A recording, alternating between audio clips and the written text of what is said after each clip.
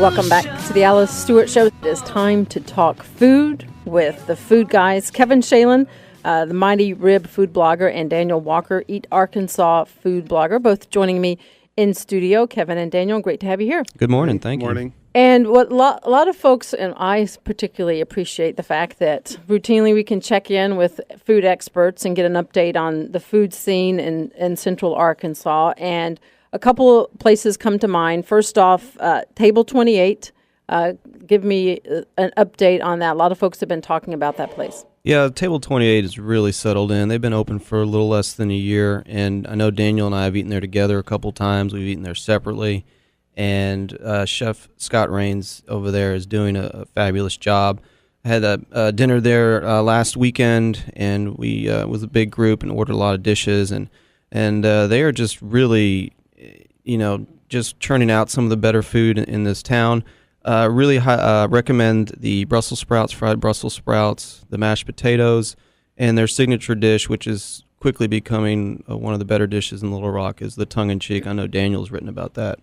Oh, yeah, I love the tongue-in-cheek. He takes, braised beef tongue, braised beef cheek, kind of mashes it together in this harmonious, supple piece of beef. It's just fantastic. I don't know if there are any adjectives in the world that could make that food product sound appetizing. Well, I tell you it's what, so good. Yeah, So that's the thing.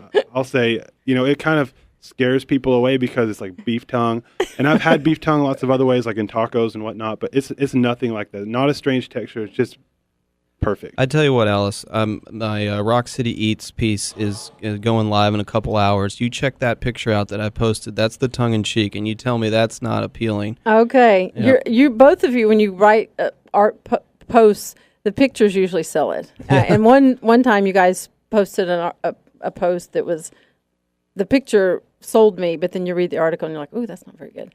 One place that I'm glad we finally I get feedback from the experts on this place. It's right next to my gym. So as I'm going to try and work out, I see this place. I'm dying to go in there because it's got one of my favorite, the best ingredient there is, cheese. It's the main cheese. It's right there off Cantrell by Taylor Loop. And I've been excited to go see it. Daniel, you recently went. You've written a piece, Arkansas Times. What were your thoughts? Yes, if you pick up the Arkansas Times this week, the print issue, you'll find my review in there. I've been a few times. Great place for families. The space is beautiful. They did a very good job kind of renovating the old Saigon space. Great place to visit for lunch. They've actually got a lot of healthy options, which is a little bit surprising to people. Most people think heavy, buttery grilled cheese. But that being said, that was kind of my one complaint. I think when I eat grilled cheese, I really like to just indulge and get that gooey, stringy, buttery grilled cheese. They're actually a little bit lighter. I think that some of their sandwiches could have had a little bit more cheese, and some of them hardly even qualify to me as grilled cheese. But that being said, my wife loves the salads. She's been getting those every time we go. So some good things, some things I think could use a little work. But yeah, it's very popular. People have been bashing down the door to get their grilled cheese on. They have. Well, I go by there, and it seems to be crowded quite often, and it's people even standing out in line outside, and they have a nice wine list and good appetizers. And like you said, it's not just all cheese. There's salad and some healthy options. And a donut grilled cheese. They take a donut, they grill it, they throw some cheese in between. You have to have that. It's not bad. There's not a thing in the world wrong with that. You know what else? What I think is great, when you have donut grilled cheese, it makes me think of eating Krispy Kreme when we were little. Another thing that we would eat as kids, Little Debbie snacks, and oatmeal cream pies was one of my favorites. And go to themightyrib.com and you can see a great article all about every childhood favorite, the oatmeal cream pies. And Kevin, you wrote this piece, and it's really good. You can go to themightyrib.com, and it's about Little Debbie oatmeal cream pies. But you got this at a local place. Yeah, apparently we're having a pie renaissance in this town. I wrote a piece a few months ago about how I'd love to see a pie shop, and so just so happens that we just got one last week. Daniel and I went over there to check out their first day. It's from the people at Palette Catering. They have what's known as the Pie Shop and Terry's Finer Foods. And the item that really caught my eye was that whoopie pie, just because, like I wrote in the piece, I used to devour those as a child and ate too many of them. And this will be like a kind of a carbon copy, or how I said it, a Little Debbie's oatmeal cream pie on steroids. And it's a very rich dessert, but it's delicious, and they've got a really cute spot inside Terry's Finer Foods there. So I would highly encourage you or anyone to go check that place out. And you say just a couple bites and you're pretty much done. Yeah, it's not a huge dessert, and it is $6, but you can really nurse that thing and even split it with someone else. And after, which he didn't do. He did not split it with me. You didn't share? I didn't split it with. No, I didn't. But I did share it. Let my kids have a couple bites, but I ended up eating about 75% of it. But yeah, don't. It's a caloric nightmare, but a real guilty pleasure. So you should go check it out.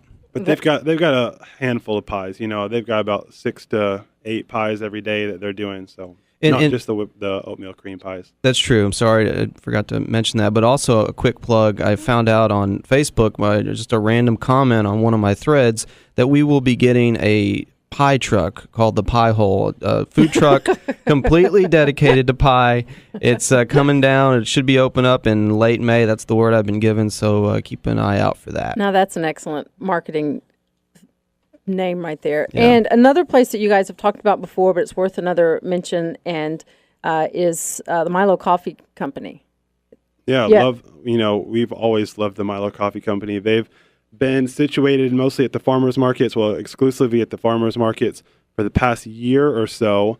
They are, this really great, obviously, coffee. They do very well. They slow roast it, and they do a pour over coffee that people are just going crazy about. They do wonderful baked goods. We've been talking about their storefront, which is opening very, very soon. I put a piece up this morning on Eat Arkansas. You can kind of get some details there, but love those guys, Stefanos and Monica Milonas.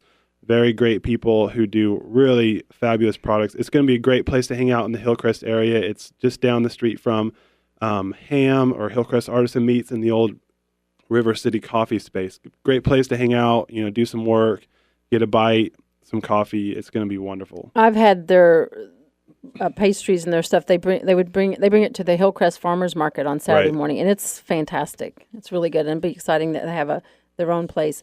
I do want to say a special thank you, Kevin. Last time you were here, you brought some fantastic marinara sauce for Jessica and I, and it was awesome. It was really good, and it was fresh. There were zero preservatives, but I want to say a special thank you to Amy Bradley Holt, who created that. And tell us, Kevin, you're familiar with how she makes it. What is it that made it so good? It's addictive. It's packed with garlic and tomatoes and olive oil, and and a little bit of pepper. And it's just a perfect combination, and it is fresh. And, it's one of those things where anytime someone local does a product that's fantastic, we like to promote it. And, this is one of those products, and I think it's only going to get bigger. It's going to expand, and Amy does a fabulous job with it. And it's got kind of a cult following right now. Probably a lot of it due to me from kind of giving people jars and whatnot, because I want them to kind of experience it. But it's a Shalin household favorite. I've got usually two or three bottles of it stocked up at my house at all times. And it was fantastic. I appreciate you bringing that. And anytime, Amy, it was really great. You guys are going to go on a food trip, food tour to Conway. Next time you guys come in, I want to hear all about it and where you plan to go. If anyone has any suggestions, I would recommend Facebooking Kevin or Daniel with suggestions. But you're going to go to, where are you going in Conway? Well, we're going to check out a place called Table Mesa, which is a second location of a popular restaurant up in Fayetteville. We're going to go to, I think, Stobie's. People have been recommending this cheese dip, which is kind of a staple up in Conway. We're going to do a place called the Pasta Grill, which I assume is pasta and Italian stuff. And I'm really going to press for this new cupcake place called Bliss Cupcakes, because, I sometimes like to indulge in the sweets. He won't let us leave the city limits without going to that place. I already know that right now. I figured that as much, that it had to have some kind of dessert, ice cream, something like that. Well, we'll look forward to having you back to talk about that. I encourage you to go to themightyrib.com website and see Kevin's work, or Daniel Walker at Arkansas Times, the Eat Arkansas blog. Great information, great photos, and great updates on a lot of these restaurants you see around town. Kevin and Daniel, thanks for coming. Thank you. Thank you.